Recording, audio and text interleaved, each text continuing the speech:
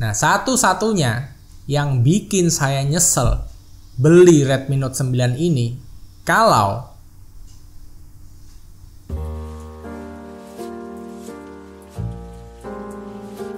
ya, bertemu lagi bersama saya Hendara di channel saya Hendara Komik.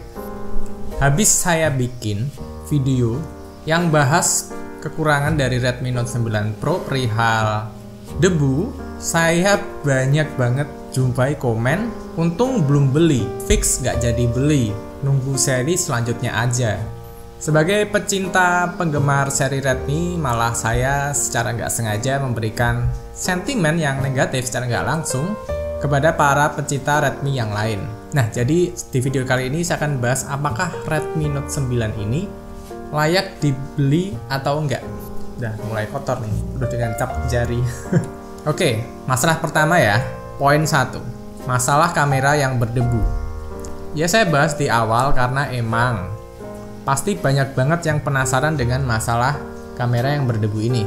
Secara realita emang ada sih, tapi nggak semua unit kena. Dan saya yakin yang kena itu presentasinya dikit. Cuma emang kelihatan rame aja, soalnya yang kena itu pada ngumpul di media sosial. Karena mereka gabung pada satu forum atau satu grup tertentu di internet. Nah, yang nggak kena ya pastinya diem-diem aja. Bahkan mungkin dia nggak tahu kalau ada grup atau forum yang membahas tentang Redmi Note 9 Pro. Nah, walaupun ada debu ya, tapi hasil kameranya tuh nggak bisa dianggap enteng. Bagus kok. Cek aja video vlog singkat saya di video sebelumnya. Cek aja video vlog tes saya yang udah saya cantumin di link deskripsi. Fitur kamera manualnya nih asik banget juga loh, fitur pro-nya tuh ya.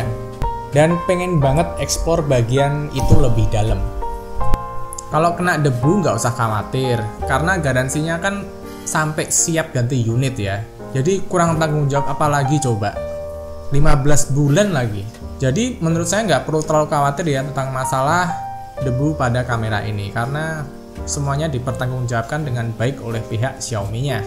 Emang awalnya saya juga khawatir dengan masalah kamera yang kemasukan debu ini, tapi lama-kelamaan saya jadi merasa biasa aja sih. Apalagi debunya sampai hari ini udah semingguan itu nggak nambah lagi. Kadang saya mikir nih, apa setitik debu ini jangan-jangan defect, ataupun kalau debu, atau jangan-jangan dia tuh masuknya tuh waktu perakitan ya. Jadi kedepannya saya sedikit pede sih kalau debunya tuh nggak masuk lagi. Soalnya sampai hari ini juga aku nggak nemu debu yang lain gitu. Tapi kalau sampai debunya nambah lagi, pasti saya bikin videonya. Jadi pantengin aja channel ini terus untuk masalah Redmi Note 9 Pro. Masalah harga. Harga termurah di kelasnya ini memang bener banget ini, Redmi Note 9 Pro. HP dengan Snapdragon 720G termurah. Lihat aja yang Realme 6 Pro atau Reno 4, dan masih banyak lagi ya. Walaupun murah, tapi nggak tanggung-nanggung loh wujudnya loh. Ini keren, kekinian, dan ada NFC-nya lagi. Kurang apa coba? Saya rasa tetap paling hemat seri Redmi ya, tapi dari segi kualitasnya tuh nggak main-main, nggak kaleng-kaleng gitu. 3, speknya nanggung. Ada beberapa yang bandingin Redmi Note 9 Pro ini, katanya, ini kamera depannya nggak ada AIS-nya, jadi goncang-goncang waktu ngevlog pakai kamera depan. Layarnya masih 60, belum 90 Hz, jadi masih kurang halus. Fitur kameranya nggak sekeren Reno 4 gitu. Menurut saya sih nggak apa-apa, soalnya tuh emang gimana lagi ya, orang harganya tuh termurah gitu. Terus menurut saya tuh spek yang diberikan oleh Redmi ini nggak kurang, nggak lebih juga, pas gitu, pas banget. Misalkan nih kamera depan nggak ada AIS, orang juga nggak bakal langsung kan, misalkan ada AIS langsung dia pindah ke Redmi 9 Pro juga untuk ngevlog. Soalnya tetap sebagus-bagusnya kamera handphone itu tetap bagusan mirrorless kalau dibuat ngevlog ya. Jadi ngasih AIS di belakang ini termasuk keputusan yang sangat tepat, efektif dan efisien untuk memangkas dan menekan harga seminimal mungkin. Kan kita seneng harga yang murah-murah, iya nggak sih? Layar walaupun masih 60 Hz tapi nggak masalah juga, karena nggak kerasa kok. Terus ngapain ganti layar 90 Hz kalau baterainya juga ikut kerja keras? Malah ada yang ngerasain delay di layar 90 Hz, kayak telat persekian second gitu pencetannya. Masa main PUBG delay? Kan nggak boleh. Fitur kameranya kalah sama Reno 4. Ya memang Reno 4 keluaran Oppo ini memang bagus banget ya fiturnya ya. Dari banyak yang monokrom, backgroundnya bisa abu-abu semua, bisa seleksi warna, itu emang keren banget. Apalagi yang lampu-lampu di belakang itu bisa jadi bulat-bulat ngeblur gitu, itu memang keren sih. Tapi kan itu cuma masalah software aja ya. Mungkin kedepannya bisa aja ada updatean dari Redmi. Iya gak sih? Ngarep. Experience dalam game. Sebenarnya saya sih cuma main Mobile Legends aja ya. Jadi untuk main PUBG dengan gironya tuh saya nggak terlalu pakai sih. Tapi ada gironya tuh bagus ya buat dimilikin untuk sebuah smartphone, dan itu penting sih buat saya. Artinya ngeliat GPS pun bakal lebih akurat.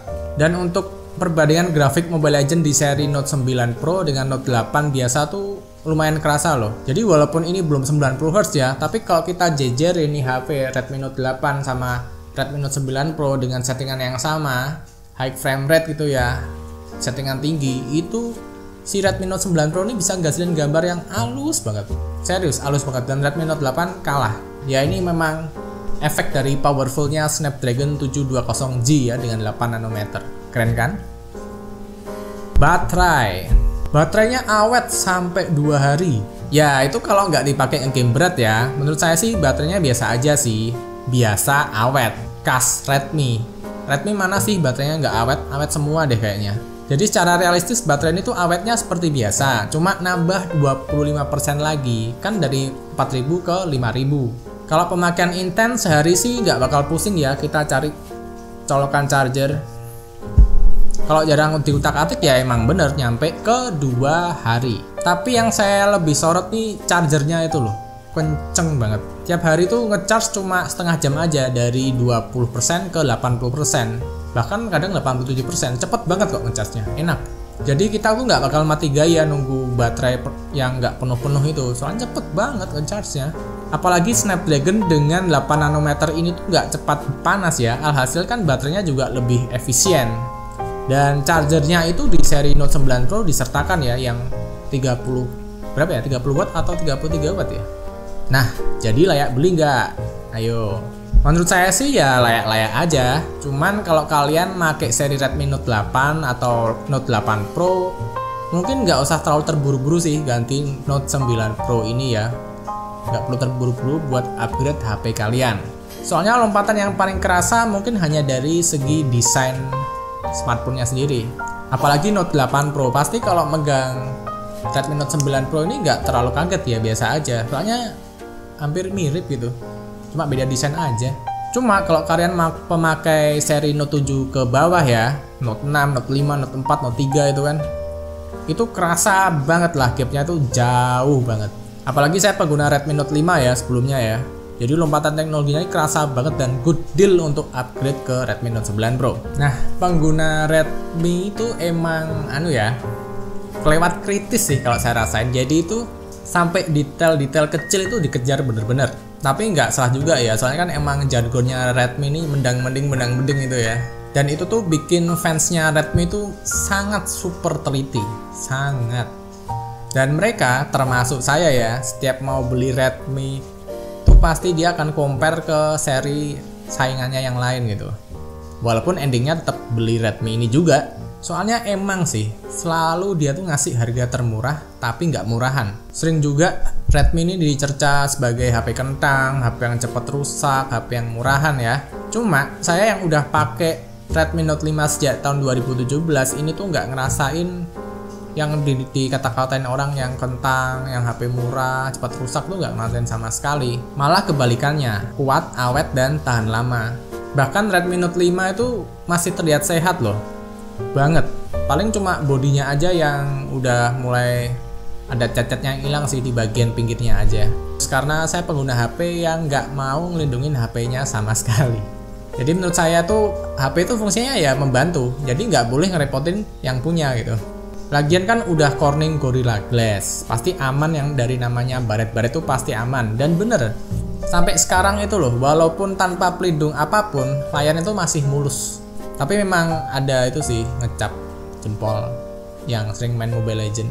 Paling cuma bagian pinggir aja yang catnya rada hilang, soalnya kan emang dari plastik ya yang dicat, bukan dari aluminium. Dan itu wajar-wajar aja. Nah, satu-satunya yang bikin saya nyesel beli Redmi Note 9 ini, kalau seri selanjutnya udah mengusung 5G dan layar AMOLED.